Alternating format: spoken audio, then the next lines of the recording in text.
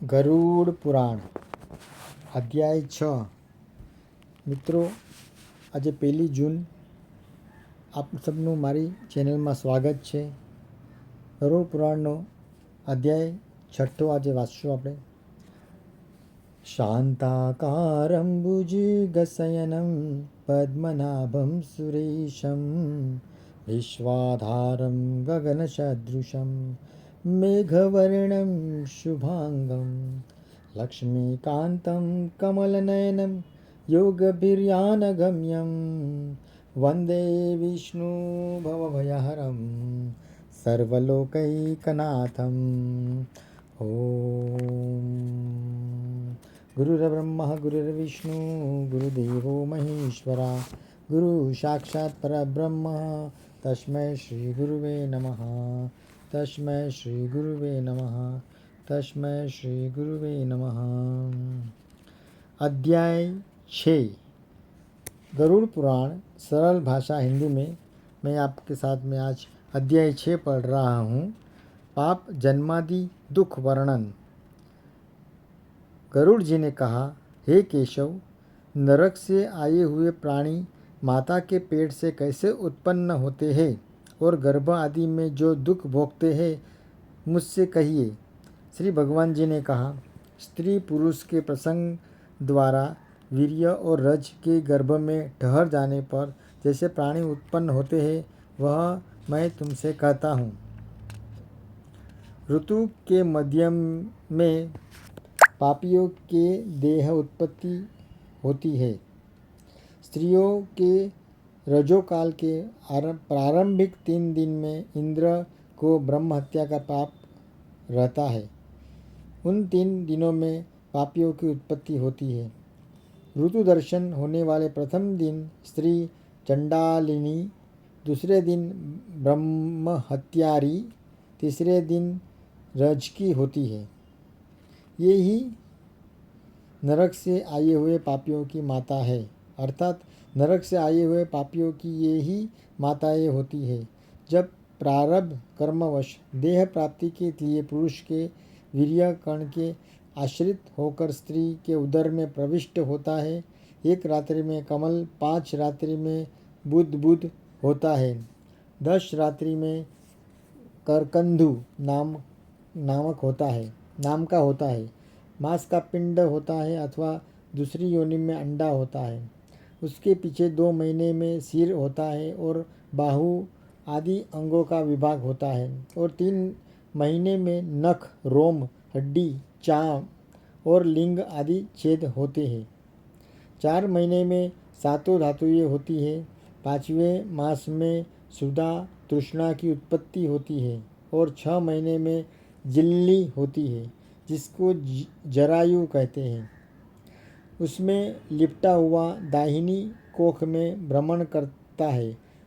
इस जरायु का रस धातु, रक्त आदि माता से खाए हुए अन्न, पान आदि से बढ़ता है। जरायु से दुर्गंध आती है। जिस स्थान से जीव की उत्पत्ति होती है वह विष्टा मूत्र के गर्त सदृश है।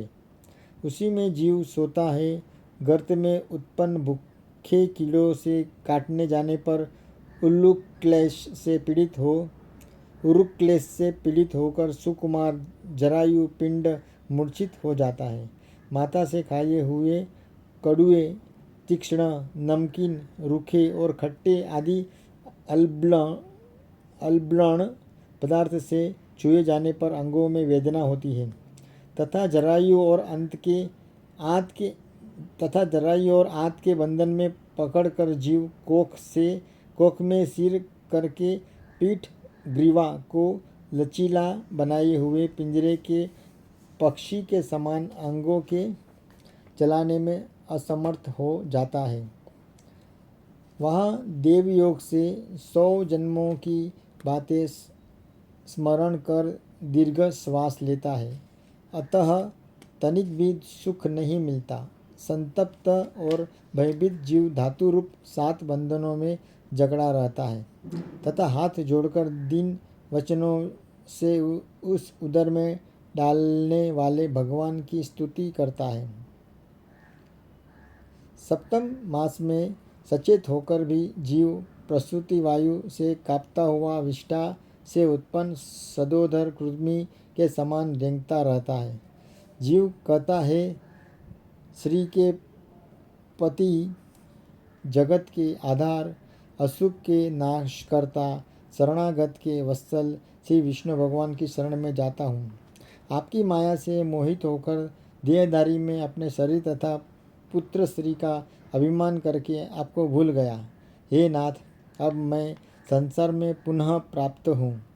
मैंने कुटुंब के लिए शुभ अशुभ कर्म किया, परंतु अब कर्म के फल से मैं अकेला दुग्ध होता हूँ और वे कुटुंबी फल भोगी होकर अलग हो गए हैं।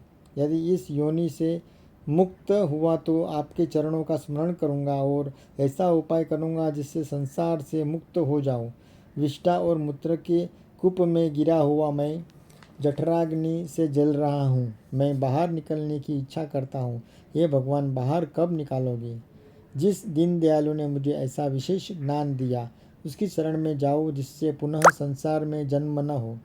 ऐसी स्थिति में मैं गर्भ से बाहर कभी नहीं निकलना चाहता हूँ कि जहाँ जन्म लेने पर पाप कर्म से मेरी दुर्गति हो। अतः यहाँ बड़े दुख में स्थित भी मैं खेद रहित हूँ और आपके चरण का आश्रय लेकर अपना उद्धार करूँगा।